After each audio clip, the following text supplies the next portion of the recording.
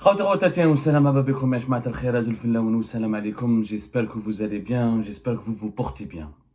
Rappelez-vous récemment, à l'occasion de la saisie de presque 1,6 million de psychotropes au port d'Alger, je vous avais prévenu, j'ai essayé d'attirer votre attention en disant que le sujet de la drogue, effectivement, est un fléau national. L'Algérie, on l'avait même peut-être intitulé une émission comme ça, hein, il y a du Narcos made in Algérie. Narcos, la fameuse série de Netflix qui retrace la saga des cartels de la drogue au Mexique et en Colombie. Je pense qu'aujourd'hui, elle pourrait facilement créer une Narcos algérienne. Le fléau de la drogue bat des records. Bat des records, y compris dans les milieux liés à la justice algérienne et liés au plus haut sommet de l'État algérien. Récemment, nous avons parlé d'un scandale qui concerne des juges à Blida, où des juges en affaires de drogue a éclaté au sein qui implique une juge près de une influente juge. C'était le 21 avril dernier, on en a parlé. Une juge, des avocats arrêtés, gros scandale de trafic de drogue au cours de la justice algérienne. On en a parlé récemment. Où des avocats, 4 avocats ont été arrêtés et une juge a été aussi interpellée pour une affaire de possession de 16 kg de cocaïne. Un réseau de trafiquants qui a été démantelé par la police judiciaire de la wilaya de Blida, qui ont composé essentiellement d'avocats et de magistrats. Ensuite, au bout de 4-5 jours de garde à vue, l'affaire a été étouffée par l'appareil judiciaire pour protéger cette juge et pour empêcher que d'autres révélations touchent d'autres juges. On en a parlé le 21 avril dernier. D'ailleurs, nous sommes les seuls à avoir fait des révélations sur ce sujet. Personne, mis à part quelques pages Facebook qui ont lancé l'information, mais de façon à travers des bribes, de façon lapidaire. Personne n'avait fait une enquête là-dessus. Il y a eu des gardes à vue. Ensuite, il y a eu des placements sous contrôle judiciaire de 2 avocats seulement. 3 ou 2 autres avocats ont été libérés. La juge a été bénéficié d'une impunité flagrante et scandaleuse. Et plus personne n'a parlé de ce sujet. Aujourd'hui, nous allons vous révéler un autre scoop. Imaginez chez qui on a trouvé de la drogue. Chez le chauffeur du secrétaire général du ministère de la Justice. Le chauffeur du secrétaire général du ministère de la Justice, un certain Sofiane S, on va pas donner tout son nom, parce qu'il s'appelle Sofiane S. Je vais éviter de donner son nom pour ne pas porter atteinte à sa famille, au moral de sa famille. Comme il est toujours présumé innocent, n'a pas été encore jugé, je préfère respecter la présomption d'innocence. Comme nous sommes des journalistes honnêtes et intègres, on n'est pas là pour le juger, on est là juste pour apporter l'information. Mais ce Sofiane S, qui travaille comme chauffeur du secrétaire général du ministère de la Justice, a été arrêté alors qu'il était dans sa voiture de fonction, une voiture de fonction du ministère de la Justice, dans laquelle, quand il a été arrêté, quand il a été contrôlé, il avait en sa possession 500 grammes de cocaïne. 500 grammes de cocaïne dans une voiture de fonction du ministère de la Justice chez le chauffeur du secrétaire général du ministère de la Justice. Il y a eu les enquêteurs de la police judiciaire à Alger, ils ont poursuivi leur enquête, ils ont perquisitionné sa maison, ils ont trouvé 1000 téléphones. 1000 téléphones, iPhone et Samsung. C'est un trafic en téléphone. Ils vendaient de façon informelle, ils faisaient dans le trafic de téléphone. Est-ce que ces téléphones étaient volés en Europe? On ne sait pas. En tout cas, ils provenaient certainement de la contrebande. Ce sont des contrebandiers qui font entrer des téléphones sans les dédouaner de façon informelle. Et lui, il était un revendeur de téléphones alors qu'il travaille comme chauffeur du secrétaire général du ministère de la Justice. Vous imaginez, la police, c'est l'unité de la police judiciaire de Châteauneuf qui est en train de mener cette enquête. Il habite à Bab Hassan, ce chauffeur, selon nos investigations. Lui, c'est un enfant de Biel, il est né en 1980. Voilà. Tous les détails que nous avons pu obtenir, c'est tout simplement choquant que le chauffeur même du secrétaire général du ministère de la Justice est un trafiquant de drogue. Bon, 500 kilos de cocaïne, c'est pas encore une fois la cocaïne, c'est pas du cannabis, c'est pas du chiche, c'est pas du hashish, c'est pas du kiff, c'est une drogue dure et qui est extrêmement chère en Algérie. Elle est extrêmement chère, elle est extrêmement onéreuse. Donc 500 grammes, c'est une quantité, c'est pas un unique consommateur. les policiers, apparemment, d'après les sources sécuritaires à qui nous avons parlé, il est aussi revendeur de drogue. Il n'est pas uniquement un simple consommateur. Un trafiquant de drogue et de téléphone portable qui travaille auprès du deuxième homme qui dirige le ministère de la Justice, le secrétaire général du ministère de la Justice. Vous savez, c'est un poste prestigieux. C'est le deuxième, derrière le ministre, dans tous les ministères d'ailleurs, derrière le ministre, il y a le secrétaire général. Il y a le ministre, son directeur de cabinet, le secrétaire général. Le secrétaire général, il remplace quelquefois le ministre dans certaines de ses tâches. Il fait des visites sur le terrain, il organise l'agenda du ministre, il travaille, il coordonne entre le ministre et les différents directeurs centraux, entre le ministre et les différents responsables de la cour et les responsables de cour de justice à travers le pays.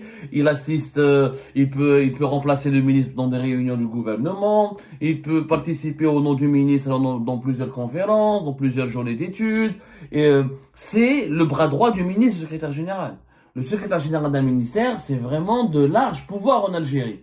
D'ailleurs, la majorité des ministres algériens ont été, dans leur vie, auparavant dans leur carrière, secrétaire général d'un ministère, ou aidé au secrétaire général d'un ministère. C'est lui qui coordonne la préparation, la présentation et l'exécution du budget du ministère. Tout ce qui est finance passe par lui. C'est important quand même. Tout ce qui est commande publique pour l'ensemble du ministère. Il gère énormément de tâches assez stratégiques, Donc, il supervise toutes les activités du ministère avec le ministre. Donc, c'est un poste stratégique. Voilà, c'était son chauffeur. Donc, est-ce que je ne dis pas que le secrétaire général du ministère de la Justice, qui s'appelle Mohamed Erguez, est-ce qu'il est impliqué dans ce scandale de drogue? Je ne peux pas l'affirmer. Ça serait aller très vite en besogne, comme on dit. Ça, je ne peux pas l'affirmer. Mais je pense que la police de Châteauneuf, elle doit vraiment aller jusqu'au bout de l'enquête. Certainement, il a profité de ses accès au pouvoir, de son poste privilégié. Il a vraiment un poste privilégié. Il a profité de ses contacts au sein du ministère de la Justice pour avoir une certaine impunité. Il pensait qu'il était protégé. Il pensait qu'il était, comment dirais-je, qu'il était quelque part couvert, et que au nom de certainement, il a utilisé le nom de son patron direct, qui est le secrétaire du ministère de la Justice, pour s'adonner à son trafic. 1000 téléphones, 500 grammes de cocaïne, et je ne sais pas quoi. La police judiciaire de Châteauneuf sont toujours en train de faire leur travail. Nous les encourageons, encore une fois, nous les remercions pour leurs efforts et pour leurs engagements dans la lutte contre la drogue, qui est un fléau national. Je sais pas s'ils vont tout, je suis sûr que l'enquête n'en est qu'à ses débuts, et que peut-être il y a d'autres complicités. D'où est-ce qu'il ramenait cette cocaïne? À qui il la revendait? Est-ce qu'il y a des fonctionnaires du ministère de la Justice qui figuraient parmi ses clients? Et puis 1000 téléphones, vous vous rendez compte? 1000 téléphones, c'est un magasin wahdo. C'est un magasin, il y a des magasins à Paris, en France, dans une grande ville française, où ils n'ont pas dans leur stock 1000 téléphones. 1000 téléphones chez lui.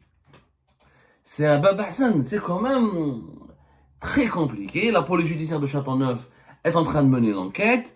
Je suis sûr qu'il y a un réseau derrière, que ce chauffeur du secrétaire général du ministère de la Justice n'est pas un cas isolé, n'est pas un élément isolé. Il peut pas tout seul faire du trafic de téléphone, qui lui ramenait la drogue, qui utilisait une voiture de fonction.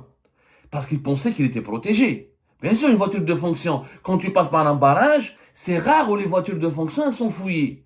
Et il leur dit, voilà, je suis le chauffeur du ministère de la Justice, il le laisse passer. Certainement, les policiers, les enquêteurs ont mené une filature, ils ont pris plusieurs jours, ils ont mené une enquête pendant plusieurs jours, ils ont compris, ils ont identifié qu'il était impliqué dans un trafic bien précis, et quand il a été arrêté en flagrant délit, en conduisant sa voiture de fonction.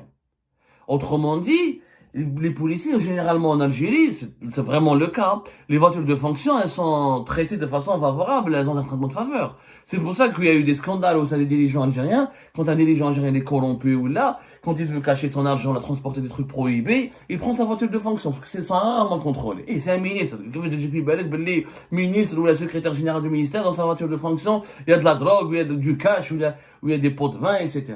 Celui-là, il a été pris la main dans le sac. Ça signifie que les policiers ont mené une enquête auparavant. C'est choquant que le chauffeur du numéro 2 du ministère de la Justice soit un trafiquant de drogue. Et encore, je suis sûr qu'on n'a pas tout découvert. Il y a des choses. Il y a Anguille sous roche, il se passe des choses au sein du ministère de la Justice, comme il se passe des choses au plus haut sommet de l'État algérien, parce que l'État algérien, les dirigeants algériens sont à l'image de cette population, frappés de plein fouet par la toxicomanie et le fléau de la drogue. C'est un fléau national. Je vous assure, je parle avec mes compatriotes, des membres de ma famille, des amis, d'anciens voisins, des compagnons, des confrères, des consoeurs, des copains, des sources, des connaissances. Tous me disent, Abdou, le fléau de la drogue est devenu terrible. Les jeunes Algériens sont drogués. La drogue, elle circule dans les établissements, dans les universités, dans les lycées, même dans les collèges. Les dealers, on les voit partout. Il y a des jeunes Algériens, des supporters de la violence, la violence, les guerres de gangs dans les quartiers populaires, les bagarres, les policiers sont sur le qui-vive, des interventions quotidiennes. Je vous assure, les sources sécuritaires me racontent, même les avocats, les tribunaux et les commissariats algériens sont inondés d'affaires de scandales de drogue. Inondés. Du petit consommateur jusqu'aux grosses affaires de trafiquants de réseaux de trafic de drogue. Chaque jour, les juges, les avocats et les policiers, les gendarmes sont débordés.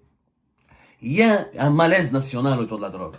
Moi, j'en appelle encore une fois aux autorités suprêmes de l'État. Je pense qu'Abdelmajid Tebboune doit décréter un état des lieux, doit décréter une campagne nationale de sensibilisation et voir, on doit déclarer la guerre au narcotrafic parce que notre jeunesse, c'est un problème de santé publique, ça bousille la santé, ça alimente l'insécurité, la délinquance et la criminalité transfrontalière et nationale et internationale, et c'est un danger pour la sécurité nationale. Moi j'appelle à organiser les assises nationales de la lutte contre la drogue et la toxicomanie. On doit en parler ouvertement. Et pas en faisant de la menace de les projets de loi, les condamnations. Ça ne sert à rien. Les gens n'ont plus peur de la prison. Parce qu'ils sont inconscients. Un toxicomane, un drogué, il est inconscient. Même dans les prisons algériennes, la drogue circule. Là, j'ai fait le Harrach en 2018. Ils trouvent la drogue dans des sandwichs. Où tout le monde est complice. Donc quel phénomène s'est amplifié. Pourquoi? Parce qu'il y a plus de misère sociale, plus de pauvreté, moins de liberté publique et individuelle, plus de harga, plus d'angoisse collective. Et tout ça, ce sont des conditions de déprime nationale qui favorisent le trafic de drogue. Pour échapper à le drogué, le toxicomane, il cherche une échappatoire à son quotidien sinistre, à sa détresse quotidienne. C'est la drogue. La drogue, tout type de drogue. Les drogues douces, avant la cocaïne en Algérie, on en parlait rarement. Et la cocaïne était réservée aux ultra riches, comment elle était chère. Le cannabis, le kiff, le hashish, les drogues synthétiques, de les psychotropes, oui, mais la cocaïne, l'héroïne, on n'entendait parler que dans les films. Aujourd'hui, c'est devenu complètement ça se banalise. L'Algérie, auparavant, elle était un marché de transit vers les pays européens pour la cocaïne. Aujourd'hui, elle est devenue elle-même un marché de consommation. Donc, il faut tirer la sonnette d'alarme. Et ça touche les hautes sphères du pouvoir. Ça ne touche pas parce que les franges, les classes populaires n'ont pas de moyens de pouvoir acheter la cocaïne, faut arrêter de déconner. La cocaïne, c'est extrêmement cher. Des juges, des avocats, des chauffeurs de secrétaire général, des secrétaires généraux du ministère, et j'en passe. Là, on révèle uniquement ce qu'on sait, ce qu'on connaît. Et à l'autre face, la facette cachée de l'iceberg, il y a des réseaux de trafic. Je suis sûr que c'est un chauffeur d'un haut dirigeant, c'est quelqu'un qui a des relations privilégiées avec les dirigeants. Généralement, les chauffeurs rentrent chez les familles, ils ont une proximité familiale, ils ont même une relation affective. Les dirigeants algériens font très attention au choix de leurs chauffeurs, les sélections de leurs chauffeurs. Attention, hein, le poste de chauffeur d'un ministre, d'un secrétaire général, d'un général, d'un président, d'un premier ministre, ça c'est des postes très clés.